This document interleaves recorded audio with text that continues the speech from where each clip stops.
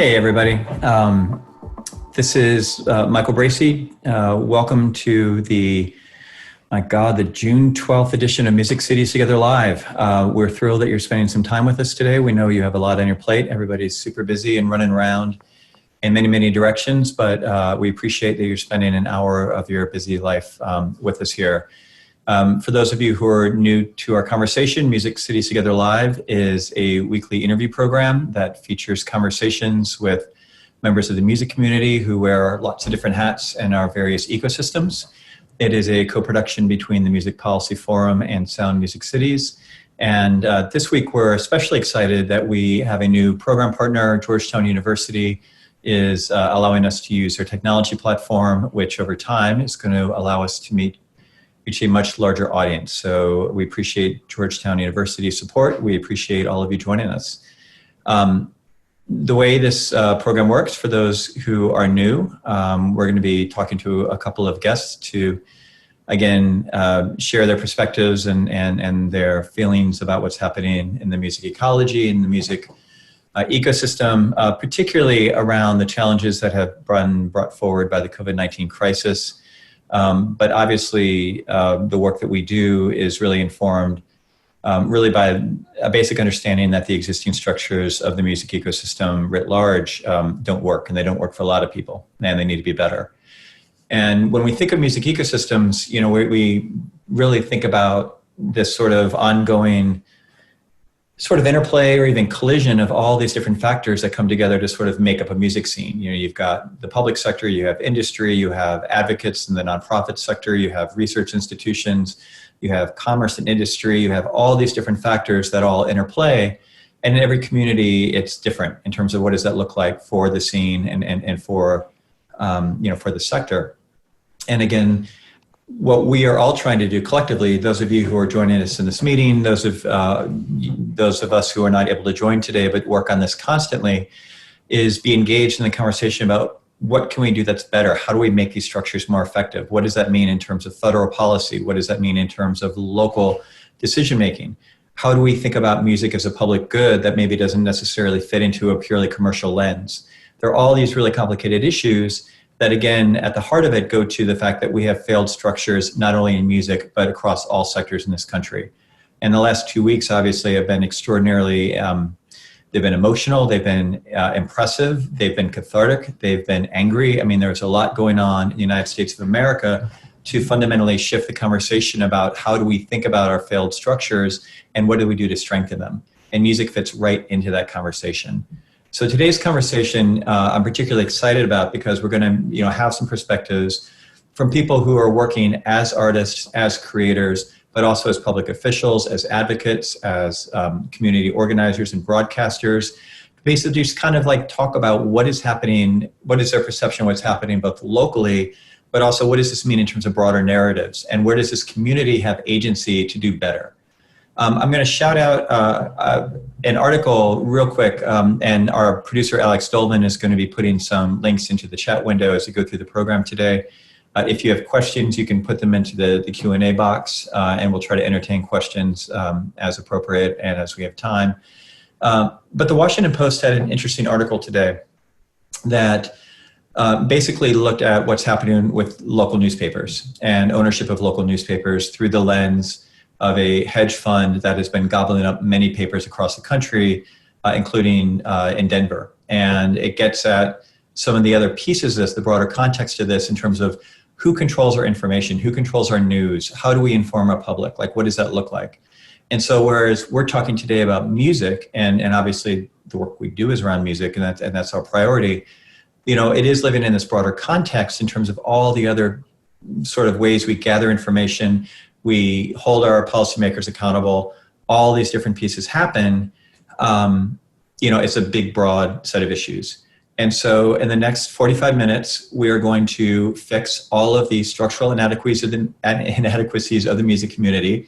We're going to solve endgame late-stage capitalism and 400 years of white supremacy. So I'm excited for our guests to get that all done in the next 45 minutes. So. But let me start, actually. Hakim Bellamy is with us from Albuquerque, New Mexico, and many of you know Hakim as a poet and spoken word artist. as an advocate and community leader. He currently is the Deputy Director for the Department of Cultural Services in the city of Albuquerque. Many of you know that Albuquerque is one of the pilot cities in our Reopen Every Venue Safely initiative that has been a major priority for Music Cities Together for last month or so. Hakim, thanks for joining us. How's your Friday going? How are you doing? You know, I'm into it. I'm halfway into the Friday. It's happening. It's going to happen whether I want it to or not. So I'm blessed. Friday's happening if you want to or not? Yeah, whether I want it to or not. I'm just meaning like it's going to proceed with or without me. So I'm trying to ride it out. But it's been going well so far, Michael. Thank you. Yeah, I was going to tap out when you started talking about solving capitalism and racism. I was just like, I'm not the one, but here we are. Yeah, no, I think we got one Zoom to get it all done. So let's roll. So, no, I think, and I don't mean to make light of this stuff, you know, I mean, obviously, but it's hard to work in industry structures that are so fundamentally broken and so fundamentally misaligned. And one of the challenges I think a lot of people feel is like, where do you even start? It just feels very overwhelming. And again, whether you're looking at, you know, part of what is so wonderful about music is that there's such a diversity of interests in terms of why people make music, why they access music, why they participate in the community. And it's important to honor all of those. But it's also important to look at just like some of the basic economic structures, you know, which is you know, kind of at the heart of some of this stuff. I mean, you know, and Hakim, you and I first met through your previous work, you know, around media literacy. And I think that that's an interesting maybe starting point. If, you know, for today's conversation, maybe you could talk a little bit about like, what is the broad lens in which you kind of look at, you know, the structures of communications, the structures of culture, like what does that mean to you when you kind of think about your dual roles as a policymaker and also as an artist? Sure. No, that's I've been trying to navigate this, you know, since pre-pandemic, right? I mean, the pandemic started to expose cracks in all the systems that we were supposed to believe in that we've lost faith in, right? And policing just happened to be like, you know, number 12 on the list. So like it was like the healthcare system. It was all these other different pieces. It was the economy, like that we're never supposed to second guess capitalism. And we're never supposed to second guess our healthcare system because it's the best in the world, yet, you know, other countries found masks and we didn't. And so just kind of reeling from that and seeing how it disproportionately impacted many of the communities I'm part of. Obviously, the Black community as a Black male, certainly in my position now as you know, on the inside of the system, you know, as a bureaucrat that actually takes the interests of artists and creating culture and collecting culture, like the things we decide to do collectively. That's what museums are. Like those things are all very socialist manifestations in the world. Like we decide to pay taxes to have a museum that tells stories for us. And then as it progressed, obviously, to the movement for Black Lives, you know what, Memorial Day, when George Floyd was like number 4 in a series of weekly executions, for lack of a better term, and being stuck in a space where it's like, you know, for the last 9 weeks, I've counted myself blessed because people would say like, how you doing? You know, which is a really, you know, non-innocuous question in a pandemic. How's anybody doing? Right. But it's like, yeah, I have my health and I have a job. So I'm doing better than most, right? You know, I'm doing good enough, right? And I have the added benefit of being in a position, I guess, to make decisions to throw a lifeline or a lifeboat to communities, particularly in my job right now, the artist community. And we were able to do that. So I felt my privilege was that I felt like I had agency in a situation where most of us are just like, what's happening? Like what's happening to the planet, right? You know? And so fast forward that to like, you know, where I am now and being able to say, you know, yeah, what are we doing? What are we doing as a department? What are we doing as a city? And that's directly connected to your question about like, perception, right? I'm fortunate enough in my position to be able to have a relationship with our mayor, and you know, he's trying to figure out how to both protect the city and reform his police force. And you know, my advice to him was like, don't lead with all the things we've done over the past 2 years. Like, ain't nobody trying to hear that, right? Like, lead with where obviously the overwhelming sentiment is we all need to be doing more.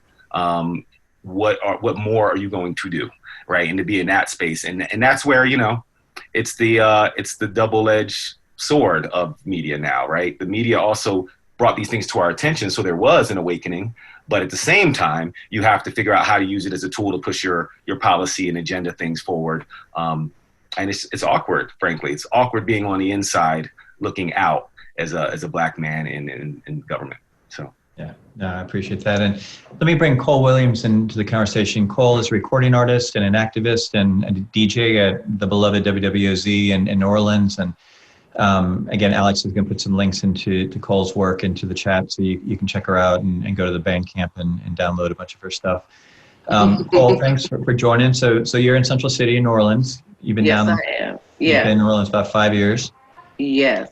And how's New Orleans? New Orleans is doing as well as it possibly can. I think the first month, maybe longer, I was in total shock.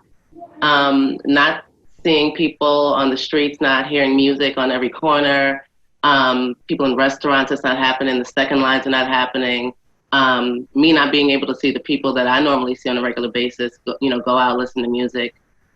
These things that make New Orleans such a special city, those things have been removed instantaneously. Mm-hmm. So the spirit of the people, as always, is still positive, is still very free, still very optimistic, but you're very limited in what you can do. Like tomorrow we go into phase 2, which means that now the bars can be open. I believe you can have indoor seating in the restaurants. But personally, as a citizen, just like a regular citizen, also as a musician that performed at these places, I don't know how comfortable I feel about going back into the world with just a mask. So I'm really weighing these options because phase 3 is going to come. And, there's going to be a lot of hard decisions that I might have to make about how much performing do I want to do? What are the prerequisites for the spaces that I perform in? Can the venues accommodate? What are they going to do? How are they being supported? I think it's a time that we really need to think about how the community can support the community with all of these changes that are happening daily. We can't depend on the government to tell us how to live our lives. We really have to use some critical thinking and collective energy. So on one hand, I feel really good. I think the city obviously is going to bounce back. If it bounced back after Katrina, it always bounces back. It will bounce back again, but it's just the how and how to do it safely that I'm concerned about. Yeah, no, and we've talked about this in some previous programs, just around the vulnerability of the elders, the culture bearers, and we've talked about the social determinants of health and just sort of, again, the structural challenges that expose different communities in different ways, and the complete failing that I almost feel like we've forgotten. I shouldn't project that. I've sort of buried my anger at the fact that Mardi Gras would look very different if we had a functioning federal government that would have been getting information out in a much different way.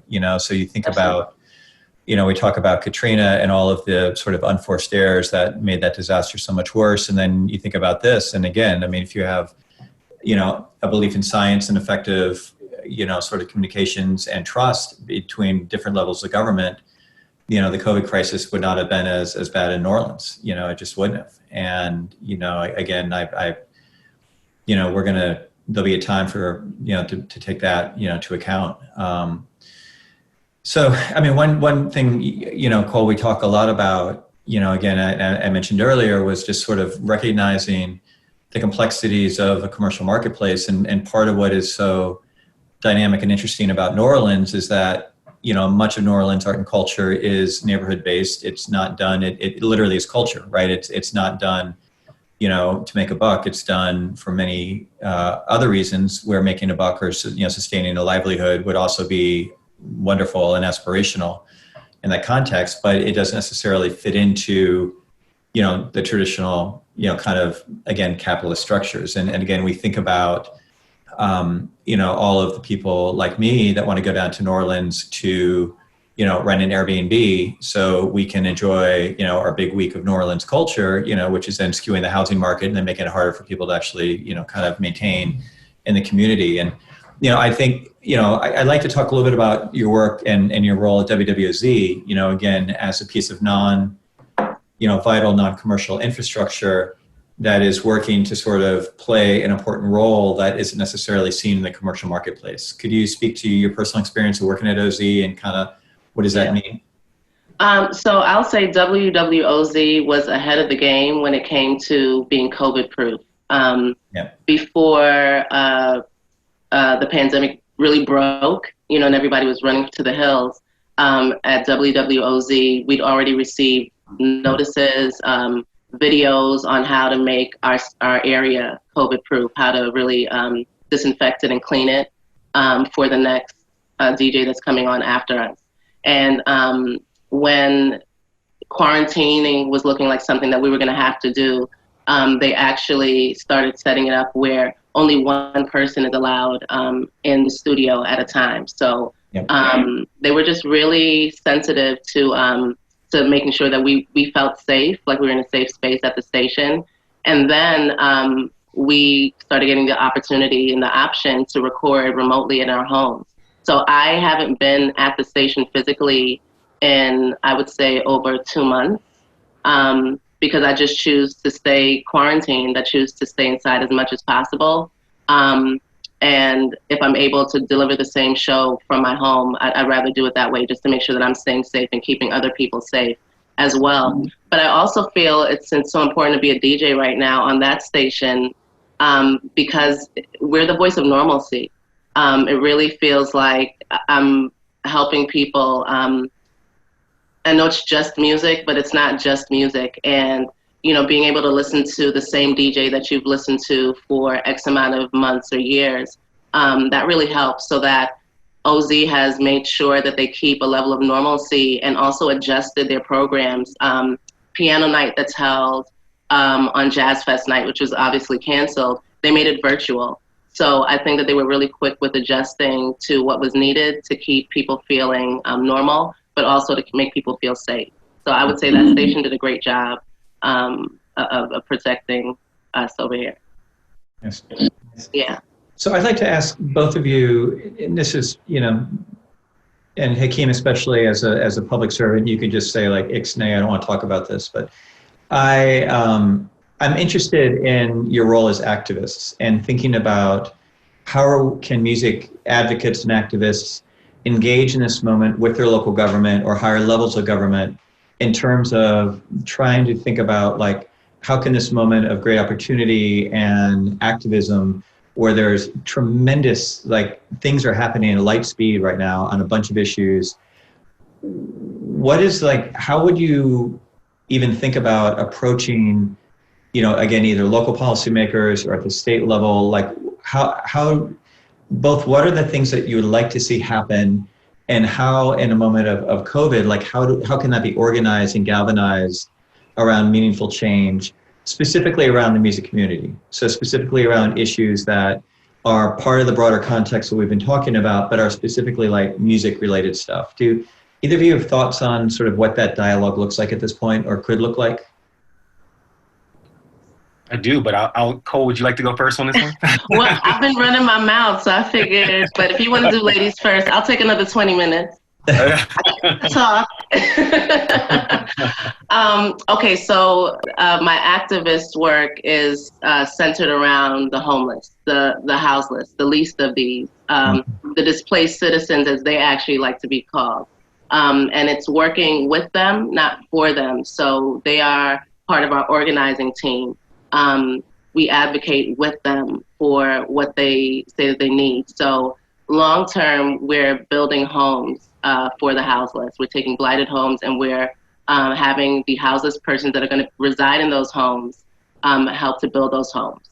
So we're partnering with construction crews, electricians, plumbers, anyone that has a skill and a resource, they're working towards that. So I think focusing on the least of us in our communities is a great place to start, because the displaced citizens, they represent one sector of the least of these, but another sector of the least of these are people of color, and which is why we're seeing what's happening in this nation happen right now.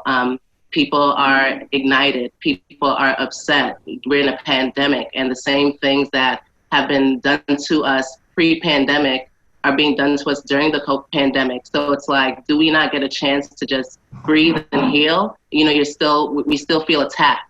And now no one has anything else to do but watch the news, watch what's happening. So I think more people are aware. This has bled over into businesses where big corporations, nonprofits, individuals feel the need to choose a side, to say that they are fully for all Black lives, and they're showing their support in all these ways. So one way is that I've seen, I got an email that the Recording Academy updated some of the names of their genres. So removing the urban names. So instead of urban alternative or something, it's now progressive R&B. Instead of Latin urban, it's Latin pop. So those are great things to do, because these are things that I feel that I've wanted done for a very long time. I never understood the word urban. When I hear urban, I hear what people that made up the name urban, what they mean, which is Black, thug, not really a part of the circle, but sort of related to the circle. And I think that as creators of R&B, that we deserve to have that name. So it's great to do these things in response and reaction to people of color being upset. But I think the greater work is to understand why. Like why, what do these recent killings, what does this represent to us? It's not just the killing, it's what it's symptomatic of. So what does that represent? So these changes that are made are not done from a place of, let me pacify, they want to be heard, they want to feel that they're included. It's not about pacifying us, it's about really including us in this society that we are living in. So we're not just existing in your world, but we're living in a world together. So as far as the music business is concerned, I think that there needs to be a lot of really discerning changes that need to be made for the long term. More of our A&R is going to be people of color, women of color, women. More of our top executives, our VPs, going to be people of color. Our record producers. I'm a record producer.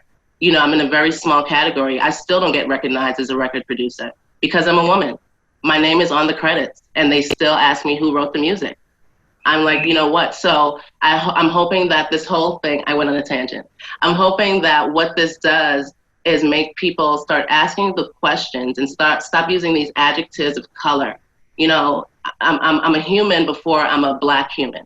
I'm a human before I'm a woman human. So we're all human. How can we relate together and really get to know the source of what's happening, which is historical? So there's a lot of work to be done. But if we want to do it, we can do it step by step, brick by brick. But we got to want to do it for real. All right. I'm done, Hakim.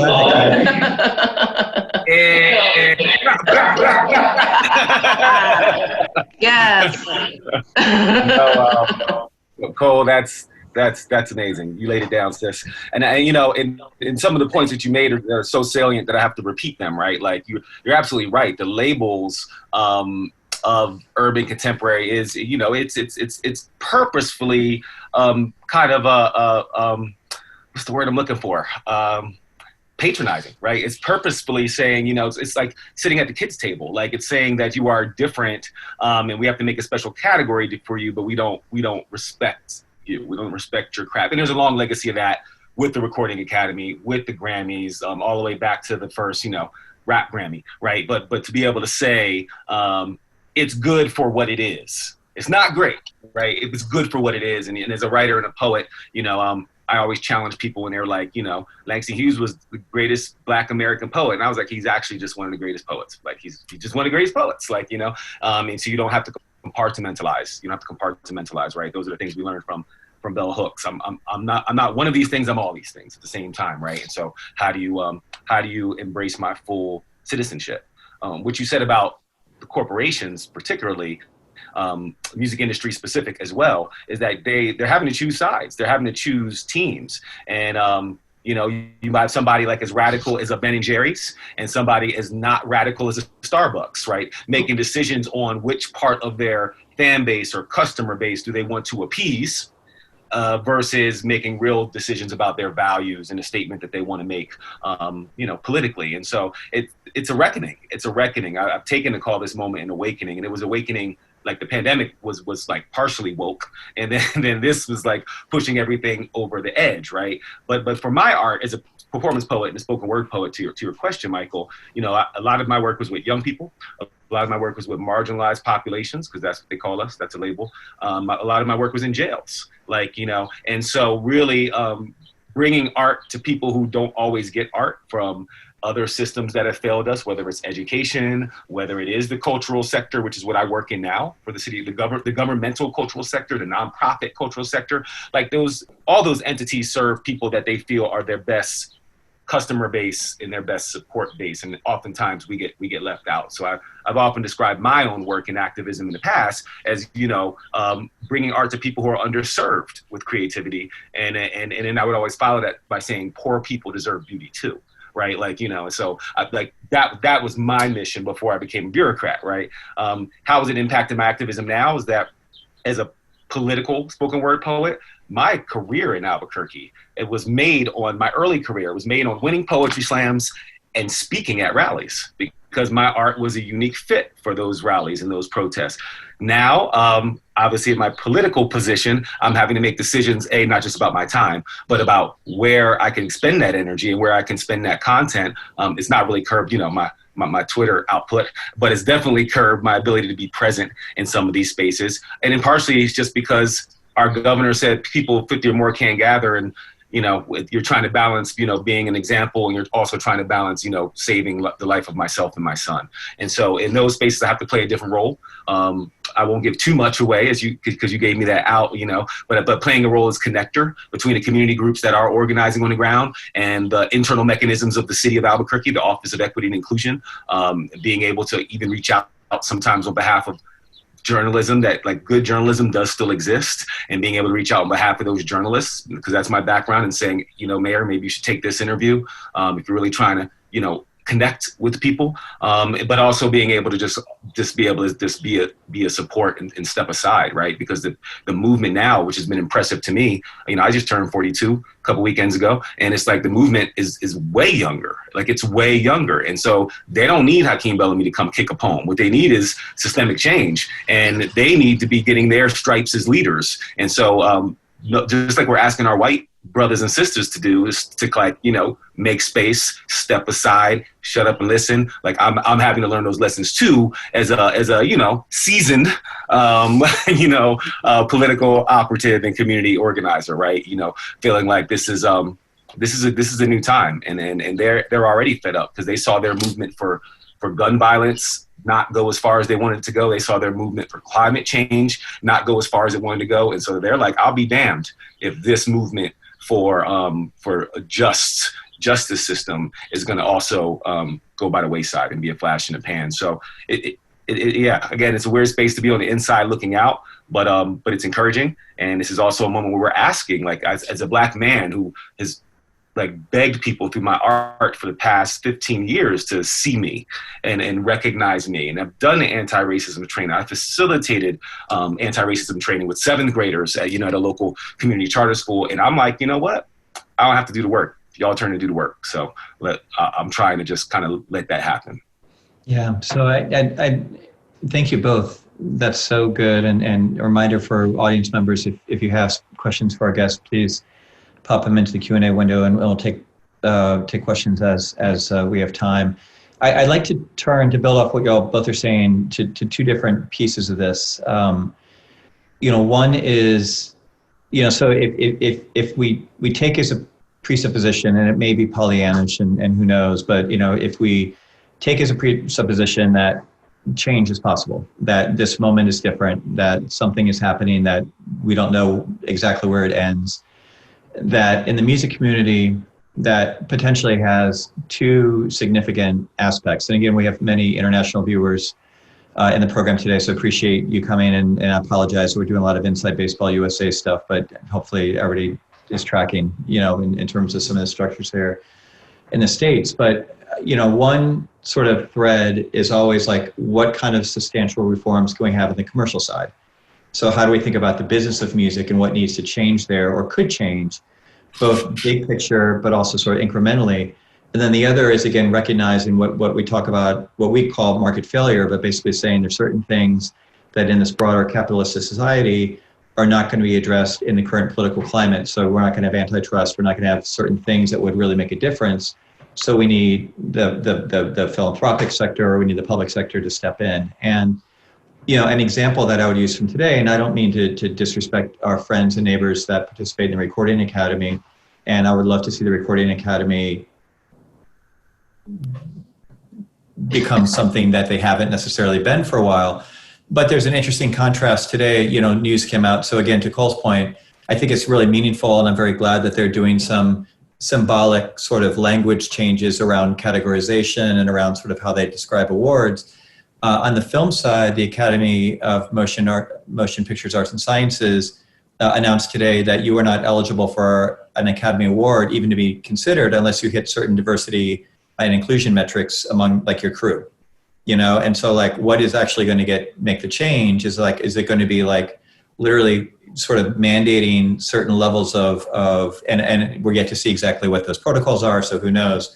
But the it's like you see our sister art forms, even on the macro commercial side, maybe taking some steps that are not this, what we're seeing in terms of the music industry, in terms of like what is meaningfully going to lead to change. And but I'd be curious, both in terms of your perspectives, both as people who, left the East Coast, both moved to new communities, have been in the communities that you're living in for a period of time, so you understand, the differences between kind of where you grew up and where you are now. And again, when you think about like the commercial barriers, what are some tangible things that you would like to see different in terms of the economics of music, particularly if we say that, and again, this is a gross simplification, but part of the goal, like part of the challenge for many artists is that success should not have to be, you get successful, you leave your town, you sign away your copyrights with a major label, and then you're just sort of in this sort of corporate cog in a corporate machine. So if we say that's sort of, we would rather that not be the pure definition of success. What are other things that could make other models more viable, if that makes sense? Good question. Give me a minute. Yeah, and it kind of reminded me that I didn't answer your first question, and so I'm going to start there because I don't have an answer for this question. but I will say that the point of me bringing up my kind of ramp up my emergence as an artist in this community and doing it through that protest platform is that's a space that artists have right now, right? And Cole mentioned it earlier. You have a captive audience for the most part of people at home. I think lots of artists are doing what those corporations are doing, and they're drawing that line in the sand. I mean, I've seen artists really say, like, if you have a problem with me saying Black Lives Matter, then you probably should unlike me, like, and unfollow me, right? And so that's sacrosanct in capitalism, like to come from a space of I'm actually looking more for an alignment of values than I am for transactions just for transactions' sake, right? And so I feel like that's a powerful space for musicians. And since you can't, or maybe according to your public health order, shouldn't necessarily be performing at gatherings larger than 50, at least in New Mexico, then how do you create those virtual spaces, right? And I've seen everything from in this ecosystem, from local hip hop artists, becoming part of Zoom performances and live stream performances in which they're really stepping into their power, for lack of a better term, and realizing that as artists, especially as before you get to the level that you were just speaking of, Michael, where you you're signing your rights away, but you also know that I'm about to get these residuals and everything else is going to happen for me financially. But when you are an independent artist, it's a shift that might seem counterintuitive to your growth economically as an artist. And it's a space where a lot of artists are having to make some hard decisions right now. So. Well, and I think I'm sorry, I got a little wandering in the question. I'm also thinking about, this moment is forcing us to hit a reset button across all sectors of the economy. And part of it is like thinking aspirationally. 2 years from now, 3 years from now? What are the types of things that we'd like to see? And how do those fit into, broader concerns like access to capital, right? Like who can get capital in this country, and who has ownership of things and who is able to innovate, and what concessions do you have to make as an entrepreneur to be able to thrive in this broader economic systems, and that's part of, where I'm going at in terms of industry reform, to just think about, our friend Stephen Brackett from Youth on Record and Flowbox has this great line that basically is, as we think about the emerging digital sort of structures of music and culture, like who gets to set that price? Like who's making those decisions ultimately? And are they being made at a certain sort of corporate, level and by publicly traded corporations that have a particular business model, or are others sort of fully have access to those, to that architecture and building that? Because again, we're building something new. We have been collectively building a digital ecosystem for 20 years. And, again, how do we do it better, and how do we use, again, I mean, part of what's exciting about this moment, this is great because I'm going to mansplain this moment to you guys. So here's this is the best part of it today. But part of what is, exciting about this moment when we think about music policy and cultural economies at a local level is that cities are deeply engaging, and they had been before, but now they're really rising to the moment of like, what does it mean to have, justice and equity in our commercial landscape, in our social landscape? Like, what does that mean? And part of our job collectively is to say, well, this is what that could mean for music, right? I mean, here are specific things in the music ecology that fit into that. So if you're looking to have, more access to capital and better opportunities for entrepreneurship, well, that's a big part of the challenges, the structural barriers of music. I mean, so I don't know, and maybe that's not something that has been something you've experienced, or thought about, as much. So I don't mean to put you all on the spot, but it's certainly something, that we think a lot about, particularly, around the idea of, how do we think about the music ecology less as a purely capitalistic, selling widgets to consumers, and more like understanding, again, what we said earlier about music, really being special and different and about a community. So, I mean, like Cole, like in terms of New Orleans, New Orleans is a festival town. I mean, there's a lot of gatherings. I mean, do you feel like when things get back up and, up and running, is there space for different possibilities for expression? Are there opportunities for different people to be at the table in terms of programming or the focus of community events? Or do you feel like just getting back to where things were would be like a win? I mean, obviously be a win in some ways, but like, is there something different beyond that? Yeah, I have a lot to say. I want to touch on, piggyback off something that Hakim mentioned in reference to what you said about independent artists or artists feeling like not signing with these labels, signing their lives away to be on this hamster wheel feels counterintuitive, feel like the opposite of what like we are supposed to do because that's what we're taught. And so to take that a step further, I think that this space that we're in, like this just wasn't a pandemic in the South of the United States or like North America or like just in Asia. This hit everybody at the same time. Like, it's monumental, that we are all on the same level, rich, poor, like for at least 2 weeks to a month, everyone had to stay home. So right now I think it's a great space to think about where we failed in the past and where we can go. I think Nina Simone says that it's the responsibility of the artist to reflect the times. Given the current infrastructure of the music business, artists have not been able to fully reflect the times because of this power that states that this is what music should look like. So there's space for one Black male artist. There's space for one Black female artist. There's space for one white woman that looks like this. There's one space, so there are all these boxes, and then you have to fit into these boxes at the same, at one time. And if you fit into a box, that they haven't made, then like you just don't get in, right? And then you think about the history of music where, you know, you think about who the creators are, you know, who's studying from whom. The Rolling Stones have a long list of hits that were written by people like Willie Dixon. You know, the Beatles as well, they learn how to play from Black musicians. However, when you're looking on paper at the contributions made and like what people are receiving, it really seems imbalanced, doesn't it? So I think this is a great time for people to get what they're owed in this music business. I think it's time for people to have a seat at the table that haven't been able to have a seat at the table, because we're all going to have to rebuild this thing kind of from scratch. Like, we can take some of the things that worked in the past, but those things are not going to really work long term. We're going to have to look at the new. You know, we're going to have to look at the youth, like those young people protesting, demonstrating. They don't know why this is happening because their schools are integrated. You know, they're dating Black men. They're dating white women. You know, their mother has a baby by a Black man. You know, there's just a lot of things that are different in this generation. And so we're going to have to figure out how to work together because they're not going to have it.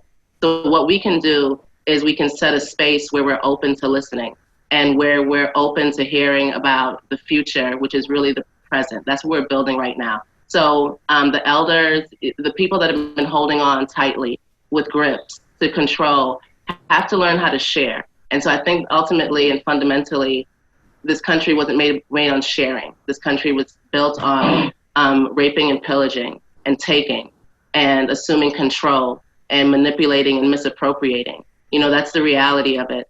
And so there's certain people that benefit from that, and there's certain people that don't. So there's always haves and have-nots. So let's level out the playing field. Like, let's really be real about what we really want. You know, like, if we really want peace, we really want to live holistically and live together and build something new and build something great that's going to be better than before because it hasn't been serving everyone, then we're going to have to get really honest about what our fundamental values are. Because this system is working for a reason. People have been allowing the system to work. So the people are going to have to force the system to move in the direction that serves the people. So what do the people really want is like my open-ended question. No, exactly. Like this piece about, I watched Hitsville. I don't know if any of y'all have Showtime. There's a documentary on now about Motown, and it's like Lionel Richie and Berry Gordy as old men, and it's hilarious. It is really grumpy old men in the history of Black music in Detroit. But you know, to Cole's point, you know, the industry would not accept them, so they had to make their own, right? You know, and they based it on the premise of not saying Berry Gordy was perfect, but like, you know, basing it on the premise of like, we're not getting what white musicians are getting, so we're going to do our own thing and try to kind of level the playing field. And so to Cole's point, things are born out of the deconstruction of things, right? Things emerge out of the deconstruction of things. And it was a blank slate. It was some have even likened the pandemic to the Great Flood. If you grew up in a Black church like me, that's the analogy. The analogy is that you erase and start over. Right, you know, and so that, and it's necessary. If you believe that the pandemic was a reset by Mother Nature, great. These protests are a reset of our country, and this history that we've decided to run from and not face, and it's becoming increasingly more difficult to run from it. Right, and so that's where the media literacy comes in, Michael. It's like, you know, Cole gave a great example of how like the musicians that took from Black musicians have a higher market value. Like they just frankly have a higher market value than the people that were their mentors or senseis, if you like kung fu flicks, right? And so how is it, right, that what came after holds more value than what came before in a country where we generally try to erase the history of anything that happened before? Like it's problematic, right? It only works for a certain group of people in our country, right? You know, and so those stories, like the stories matter. The stories we tell, whether through media or otherwise, directly impact what young people do and don't know about the birth of rock and roll, or do and don't know about the blues, right? And then decide that that's not for me. Like, I'm going to make this urban music over here because for the same reason that they tell me I should go to a trade school instead of going to medical school, right? Because my identity is hitched to that and not hitched to this greatness that I'm never allowed to learn about. I'm never allowed to learn about and understand that, there are things we do that are original that do catch on. And what's been interesting to me most lately as a writer is that there's a hashtag called Publishing Paid Me that started a couple weeks ago. And I think it's interesting for the music industry to see what an advance looks like for Black authors versus white authors, and to see that discrepancy, which is wholly based on projections from a publisher that says, well, I know this book's going to be a hit, but yours not so much. So I'm gonna give them $100,000 advance, and you get 20 and maybe a bigger share of the residuals. But we're gonna wait and see, because I don't know how the majority white base of our audience is gonna perceive of Afrofuturism novel, YA novel, or something like that. And so those things continually perpetuate themselves, and then that story becomes our truth. Right. And so I feel like where we're reckoning in all these systems, you're exactly right, Michael. Like, it's the economic system, it's the justice system, and all these things sort of peter out into impacting people's, personal decision points, where they get to say, hey, moving forward, I'm gonna do exactly what Cole said. I'm gonna make a commitment to putting a few more executives of color higher up, because they're telling different stories. They want to tell different stories, and those stories can help artists further down the food chain. Yeah, and to speak to something that I've been very interested in, and Hakim, you and I have talked a bunch about this, so I'd love if you'd be willing to share about it. Something that our friends at the Western States Arts Federation did a number of years ago is recognize that arts leadership in the public sector in the West is very old, very white, is not representative, and they actually tried to put some structures around some strategies to try to engage with that. And I don't know if you could speak a little bit about the cohort model that they've built over the last number of years. Sure. In fact, we just had a call yesterday, and it turned into what all these things are kind of turning into triage more than anything else, right? Like emotional triage, right? But what's ironic about that in this moment is that when I was part of the first cohort more years ago than I'd care to say right now on the call, it was emerging leaders, or the ELC, right? Emerging Leaders of Color cohort. And so people in the arts sectors across the kind of Western region of the United States that were in these very isolating positions, right? Some of those folks were, they'd gone up the ranks, and now they're like, in their late 20s and early 30s, and they're a curator at a museum in Seattle, Washington, right? Or they moved up ranks in different ways, and they work on the Music and Arts Commission in Reno, Nevada, or something like that, right? And so these are people like emerging leaders in the arts, which is, I still can't figure out quite how I got in, because I wasn't really doing a lot at the time. I was just kind of becoming the poet laureate. So I wasn't an arts administrator. I think I was actually in that cohort, I was one of the few artists at the time, because at the time I was making my entire living off of my art. But look at me now, right? Like, now I'm totally a bureaucrat and arts administrator. So it was useful. It was useful for me because right. Because what I learned from that space is how isolating it can be to be in, the arts and cultural sector when you get higher up the ladder to be in a decision-making capacity, that, it is isolating. And they'll allow you, meaning the city of Albuquerque or whatever structure you're in, they'll allow you to, set aside a few dollars here to do a few more contracts with, Black filmmakers, or a few more contracts maybe. And my sphere of influence, I can push some things, but to Cole's point, that you're only allowed to have one or two, right? And so how do you say, we need a better system that maybe, and this is to, I think, Ashley's question in the Q&A, we need a better system that allows us to ask the real question, like, who's curating? What parameters are we using to curate? How are we making decisions on programming or content at museums or content on stages in our performance spaces in this city? And sometimes we don't have to be the curator. Sometimes the city can make fully available all its resources and bring in community partners to say, you know what, we usually do 5 summer fests or music festivals a year. Maybe we turn over one of them, but that's radical, because that's giving up power. That's giving up power and saying, we'll fund the thing, but you get to decide what the thing is. And we think we know what's best for the community. And it's like, no, like which community? Like, what community are you representing? Like, and so those are the hard questions. And frankly, our department is, I've been pushed by my boss, who was on one of these calls a few weeks back, to put that in writing, because we didn't just want to do another condemnation. Like, I condemn the killing of George Floyd. Like, if you are a legit human being of conscience, you witnessed a murder, you should condemn it. I'm not here for your condemnations. I'm kind of here for you to tell me, what are you going to do, right? What are you going to do that's going to be different? Because obviously whatever we've been doing before isn't working or fast enough. So, yeah. So I do want to call out this question from our colleague Ashley Keaton in New Orleans, and it's a great one. She asks, how do we work collaboratively to ensure that cultural stakeholders are at the table in policy discussions around music with local governments that haven't always embraced musicians and sometimes have singled musicians out as a nuisance?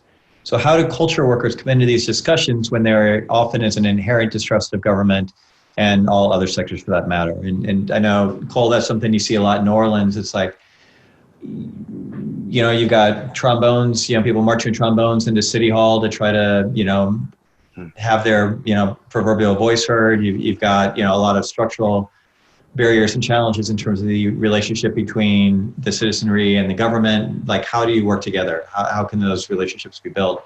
Not just in New Orleans, but in any community. How can anybody kind of help make that happen? Well, you know, I find it interesting that New Orleans isn't going into phase 2, while New York, I think, is going into phase 1. So that what that tells me is that the culture of this city really drives the market value of the city. And so that anyone in government doesn't understand how much money all the culture bearers bring into the community. The Mardi Gras Indians, the Baby Dolls, the second line bands, the musicians that are playing on Frenchman and Bourbon Street, like 5 to 7 nights a week, multiple shows. There's so many people and parts of the culture that allow the city to be an industry that we have to bring them to the table. There's no other option. Like, they should have already been at the table. So if we're talking about being fair and really allowing the fruits of the land to be well dispersed evenly, then those people need to be at the table. You know, I also think about, like, in my work with teaching and my work with the houseless, we meet them where they are.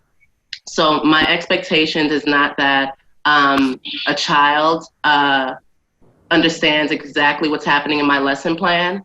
It's my understanding that I create a safe space where that child feels like they can ask a question, or intuitively, as a teacher, the person in the position of power, I'm going to ask to see if there is understanding. And if they don't understand, I'm going to try to see where there's a lack of understanding and meet them where they are. So it's the same thing with our culture bearers. A lot of them are elderly right now. A lot of them need additional assistance with even learning how to manage technology. So we have to do a little extra work, you know, like, meet them where they are, go to their homes. If you can't bring them to the meeting, bring the meeting to them. But that needs to be part of the structure, because really what it is we're honoring our elders, we're honoring our ancestors while they're living. We're not waiting until they pass away to say, oh my goodness, this man, this woman was such a great person. You honor that person by honoring them in their older age where they need a little more assistance. And as well, our culture bearers, some of them do not have the access to the technology or the knowledge of the technology. And that's all right. You know, we're all not going to be gifted in every way. So we have to just really choose to meet people where they are so that they can be included. Mm-hmm. That's great. Hakim, do you have any take on that in terms of how do we make sure that culture workers are shaping policy, that are at the table, that are, especially where there sometimes are adversarial dynamics and not necessarily, you know, it's not the same as the Chamber of Commerce, you know, and they're trying to get the city council to do something? You know, it ditto to everything Cole said. I could definitely see it. We need to go to them and not expect them to come to us. I know a few years back, before I was in this position, the city had a music commission. We kind of absolved the music commission because it was so ornamental, and you were part of that work, Michael, and tried to kind of put those resources towards something that was a little bit more sustainable and providing opportunities for artists in this city. And it kind of turned into our Tipping Points program and our Creative Economy Initiative, which is broader than musicians. And frankly, I wish there were more musicians. We have some work to do there. But, you know, before they would bring in the Grammys, right? They bring in the Academy, Recording Academy, and they do like a one-day kind of pop-up boot camp in the chemo theater, and then, you know, tell us what the membership costs and be like, good luck, you're on your way. And it was like a great thing to do, like to have, you know, 100 people in the music industry here to kind of see what it would take to be part of the academy. But they were here and gone. And frankly, the people who really needed to be there couldn't get there, or it didn't have the technology to be part of it, or didn't hear about it, you know. And so we do things sometimes, lots of times in government, to just check a box and say we did it, as opposed to actually trying to figure out what the needs are and how can we better meet them, you know. So that point is very, very well taken, Cole. I think that also, in addition, you know, where we're having a little bit of a evolution in the Cultural Services Department in the city of Albuquerque is, in the past, you know, our way of supporting artists, particularly musicians, was giving them a gig, like, you know, $200 gig at Old Town. If you could be like an opening act for Summerfest, you know, $500, $600, $700 gig. And you know, we reevaluated that when we first came in and said, yeah, it's great. I mean, that put food on people's, you know, tables and paid rent in some cases. So that's not, we're not saying that that's unimportant. But that the private sector already does that, right? And so why are we duplicating efforts when we should be doing things that are more in the vein of how do we help artists? And that's why we call it tipping points, get professional development. And I'm a musician and I've got accepted to South by Southwest, but I don't have travel costs to get there. Right. Okay. So now you're in a position in your career where if this thing happens for you, other things can happen for you. And we'd rather put our resources there right now, right? There's enough gig economy that we don't need to just do the same thing. And frankly, you know, when you are working for the city, if we're paying them, it's because the event is free. And so we are holding a really good space for the public there, but we're still deciding.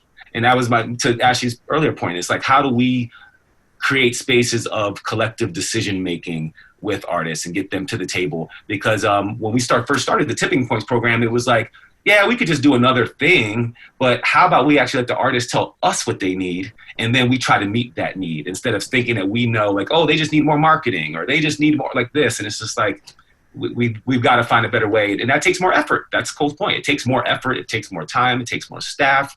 But if we want to be who we say we are, then you do the work. It doesn't matter if it's harder. No, you know what, Hakim? If you do that work, if you set a foundation for that work, right? It does take a little more resources in the beginning. It doesn't take that many resources once it's rolling.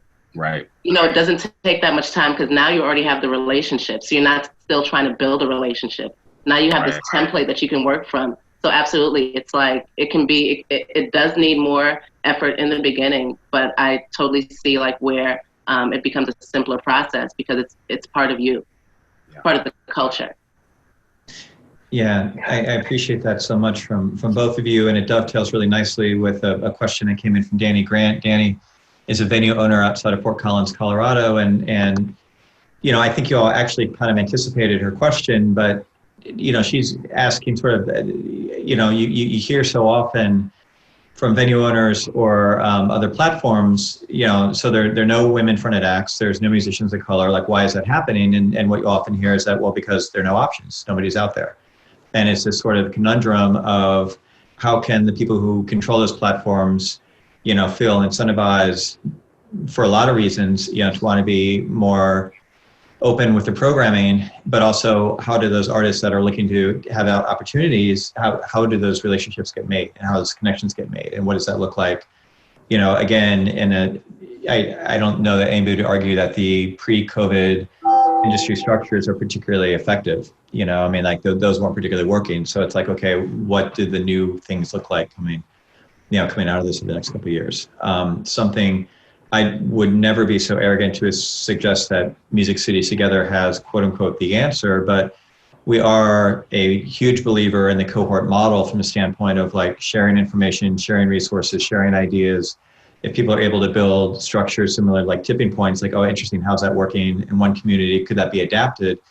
Not from the standpoint of, you know, sort of, you know, there's a real challenge we see in the cultural sector, especially around arts education, around taking a local program and trying to plop that into another city. So everything really needs to be bottom up in terms of what the particular community needs and how they could apply or adjust based on models that show promise are working. But, you know, Danny, I think that's a great question. I don't know, Hakim or Cole, if you have anything else to say on that subject specifically. But, it is sort of an existential challenge of like, how do you balance making sure people are having opportunities and platforms versus, doing that in an environment where those relationships may not exist? Yeah, I think that was already, to answer Danny's question, there was already a huge limit on who can access certain clubs. It's the same music business when you go into the live arena. It's the relationships that you build, who knows you, who respects you. Some people are looking at the numbers, how many people are you drawing into a crowd, so how much money they're going to make. Some people, they'll give you an opportunity, but I really think it's always been about making the relationships and building the relationships with people and being authentic about it. Like, I don't have relationships with people just because of what they can do for me. I build a relationship with them because I actually like them. And I think it's great to surround myself with people that are like-minded, so in my field, because I'm a workaholic. So I think this is a great space to really understand, like, why you as a musician, a recording artist, is doing music. Is it for instant gratification of people knowing who you are, getting free drinks? Or is this like long-term? Do you want to make this your business? And if it's make it your business, I think this is a great time to know what your voice is. People are looking for authenticity always, but especially now. So like, what is your market? Are you relating to the people? What is your fan base? Like, who are they? There's so many ways to promote yourself, and it's not just about the music. It's about how you deal with your fans and how you relate to them. So I think this is the time to build new. And I think we're all kind of just waiting and seeing and planning and hoping that positive plans are made, but just being in the loop and staying current with what's happening in your music city and also music cities that you're interested in, because the remote thing isn't just going to go away. It was like so easy for us to all be remote, that I wonder why we didn't do this before. So there is some opportunity in this remote thing and streaming. Not sure what it looks like on a large scale.